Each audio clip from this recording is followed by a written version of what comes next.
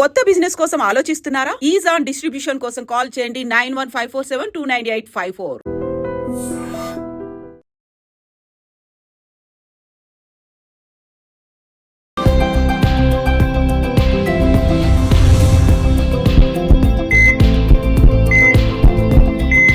నమస్తే, welcome to healthy conversations with iDream media. నేను మీ Jhansi. So ఈ రోజు మనతో ఉన్నారు డాక్టర్ దిలీప్ గారు, ఎక్స్పర్ట్ ఇన్ ఆయుర్వేద, ఆక్యుపంచర్, అలాగే న్యాచురల్ సైన్సెస్ కూడా.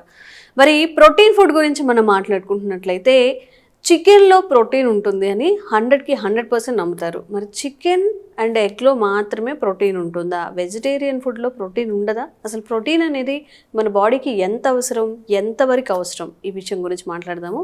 నమస్తే అండి. నమస్తే అండి. సో ప్రోటీన్ కావాలి, క్యాలరీస్ కావాలి అంటే ఒక బ్యాలెన్స్డ్ డైట్ అనేది మనం తీసుకోవాలి.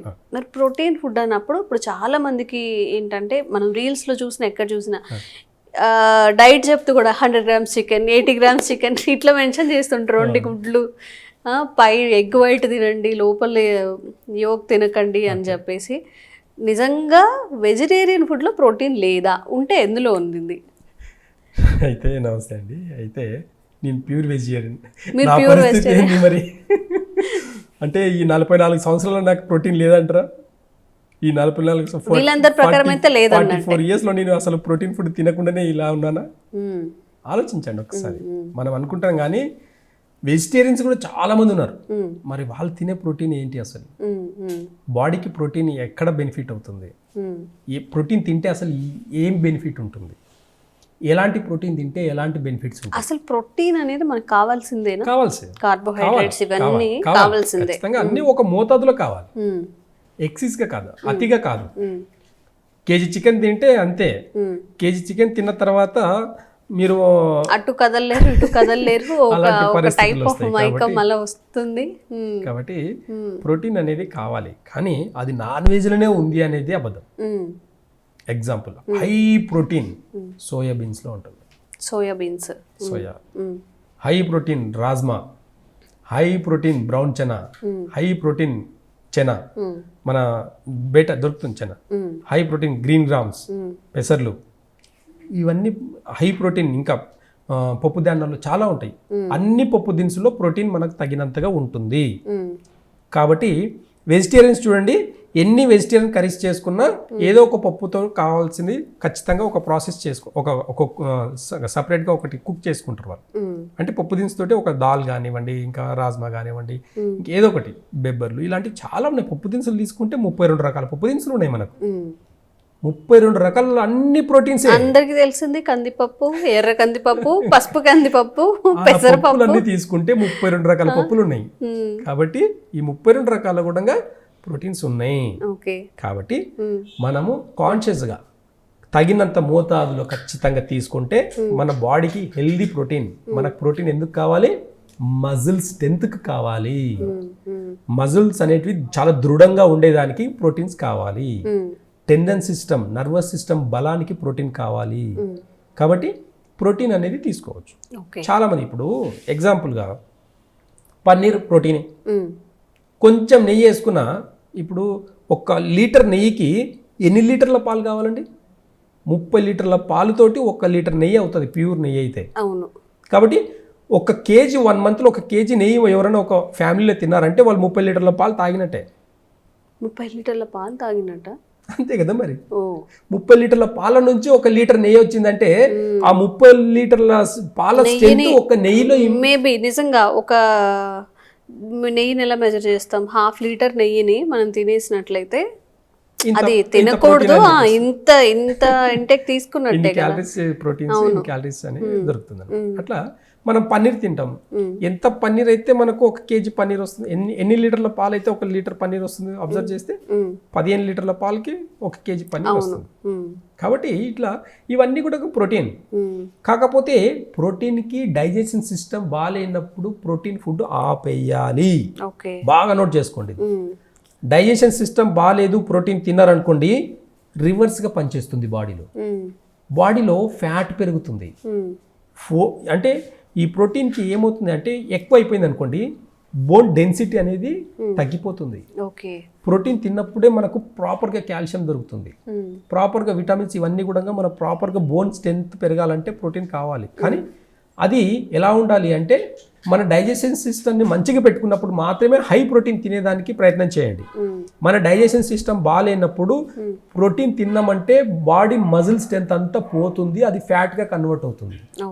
ఆ ఫ్యాట్ ఎప్పుడైతే కన్వర్ట్ అవుతుందో బోన్ డెన్సిటీ అంతా కూడా పాడవుతుంది. ఏదైనా అతిగా తినకండి, తింటే ఒక లిమిట్లో తినండి, కాన్షియస్గా తినండి, చాలా జాగ్రత్తగా తినండి. టేస్ట్కి ఇంపార్టెన్స్ తిన్నామంటే దానికి ఖచ్చితంగా మూల్యం చెల్లించుకోవాల్సిందే. కాబట్టి చాలా జాగ్రత్తగా ప్రోటీన్ తినండి. అది చికెన్లోనే ఎగ్లోనే ఉంది అనుకోవడం అనేది చాలా భ్రమ. చాలామంది వెజిటేరియన్స్ కూడా ఉన్నారు కాబట్టి అన్ని రకాల పప్పు దినుసుల్లో కూడా బ్యాలెన్స్గా తీసుకోండి. ఒకరోజు రాజ్మా తీసుకోండి, ఒకరోజు సోయాబీన్స్ తీసుకోండి, ఒకరోజు కందిపప్పు తీసుకోండి, ఒకరోజు పెసరపప్పు తీసుకోండి. ఇలా బ్యాలెన్స్గా తీసుకోండి. ఎప్పుడు రోజు కందిపప్పేనండి ఇంట్లో అని అంటారు. అలా కాకుండా అన్ని కూడా ఒక బ్యాలెన్స్గా తీసుకోవడం వల్ల హెల్దీ ప్రోటీన్ అనేది మన బాడీకి లభిస్తుంది. కాబట్టి ఈ ప్రోటీన్ ఖచ్చితంగా మళ్ళీ చెప్తున్నాను, ప్రోటీన్ ఫుడ్ ఈజీగా డైజెషన్ అవ్వదు. కాబట్టి వాటర్లో కొంచెం సేపు సోక్ చేసి దాని తర్వాత మళ్ళీ కుక్ చేయడం వల్ల దాని డెన్సిటీ అనేది తగ్గించుకోవాలి, దాని పొటెన్షియల్ అనేది తగ్గించుకోవాలి. ఈజీగా డైజెషన్ అవ్వాలంటే మంచిగా ఉడకాలండి. సగం సగం ఉడికిందంతో తినడం వల్ల కూడా ఇండైజెషన్ ప్రాబ్లమ్స్ వచ్చేసి మోషన్స్ కూడా ఫ్రీ అవ్వవు. ప్రోటీన్ ఫుడ్ డైజెషన్ అవ్వకపోతే మోషన్ అనేది ఫ్రీగా అవ్వదు, గుర్తుపెట్టుకోండి. ఎవరికైనా మోషన్గా ఫ్రీగా లేదు అంటే వాళ్ళు ఎక్సెస్ ప్రోటీన్ తినడం వల్ల వాళ్ళకి డైజెషన్ సిస్టమ్ ప్రాబ్లం వచ్చేసి మోషన్ ఫ్రీగా అవ్వలేదు అనేది గుర్తుపెట్టుకోండి. కాబట్టి ఎప్పుడైనా మోషన్ హెవీ ప్రోటీన్ మనము డైజెషన్ అవ్వాలంటే దానిలో కొంచెం వంటామదం వాడండి.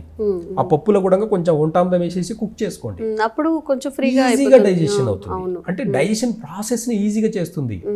ఎంత హై ఫుడ్ తిన్నా, ఎంత ఫైబర్, ఎంత హెవీగా హై ప్రోటీన్ తిన్నా కానీ, ఎంత హెవీ మినరల్స్ ఇవన్నీ తీసుకుంటున్నా కూడా ఒక్క వంటామదంతో వీటన్నిటిని కూడా డైజెషన్ని ఈజీగా చేసుకోవచ్చు. కాబట్టి వంటామదం పాతకాలంలో వంటామదం తాపించేదండి. ఇప్పుడు నా దగ్గరకు వచ్చే పేషెంట్స్ ఏం చెప్తారు తెలుసా, అవునండి మా చిన్నప్పుడు మా అమ్మ పట్టేదండి అని. మీ చిన్న ఉన్నప్పుడు మీ అమ్మ పడితే మరి మీరెందుకు మీ పిల్లలకి పట్టట్లేదండి ఒక క్వశ్చన్ వేస్తాను. తెలియదండి, ఎక్కడ దొరుకుతుందో తెలియదండి అని అంటారు. మనం వాడట్లేదు కాబట్టి మార్కెట్లో దొరకట్లేదు. బాగా గుర్తుపెట్టుకోండి, ఒక వస్తువుకు డిమాండ్ ఉంది అంటే దానికి సేల్స్ కూడా పెరుగుతాయి. దానికి డిమాండ్ లేదు అంటే దాని ఫలితాలు అనేటివి చాలా మందికి తెలియదండి. అసలు వంటామదం వల్ల ఇప్పటివరకు సైడ్ ఎఫెక్ట్ అనేది ఎవరు చెప్పలేదు. ఇప్పుడు నార్మల్గా డైలీ వాడుకోవచ్చా వంటామదం? వంటామదం అంటే ఏంది? వంటల్లో వాడుకునేది, రోజు మనం వంటల్లో వాడుకునేది వంటామదం అండి.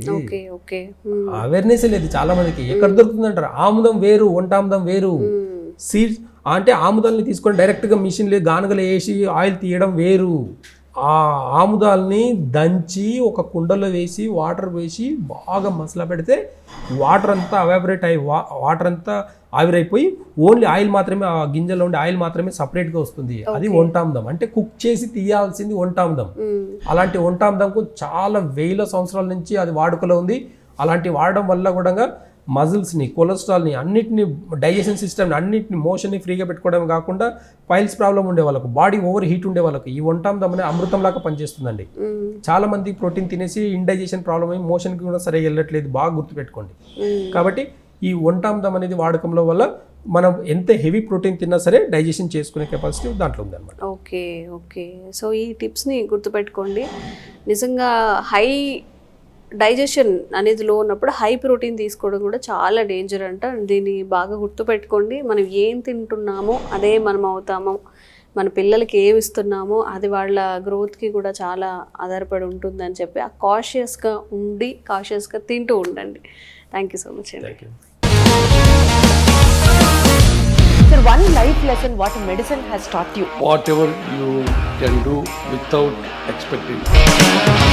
బట్ ఐ రియలీ బిలీవ్ మన పాజిటివ్ యాటిట్యూడ్ ఉంటేనే మనం ఏదైనా సాధించగలం. గట్ని మనం కరెక్ట్గా డీల్ చేసినట్లయితే అది మనకి పాజిటివ్ హార్మోన్స్ని రిలీజ్ చేస్తుంది. షుగర్ వచ్చిన వాళ్ళ పరిస్థితి ఏంటి? పొట్ట దగ్గర పెరిగితే దాన్ని ఆండ్రాయిడ్ అంటారు. ఆండ్రాయిడ్ ఫోన్ కదా. అసలు థాట్స్ ఎందుకు వస్తాయి? బ్రెయిన్ డెడ్ అంటే దానికి ప్రపంచం అంతా కూడా కొన్ని నిర్దిష్టమైనటువంటి లక్షణాలు.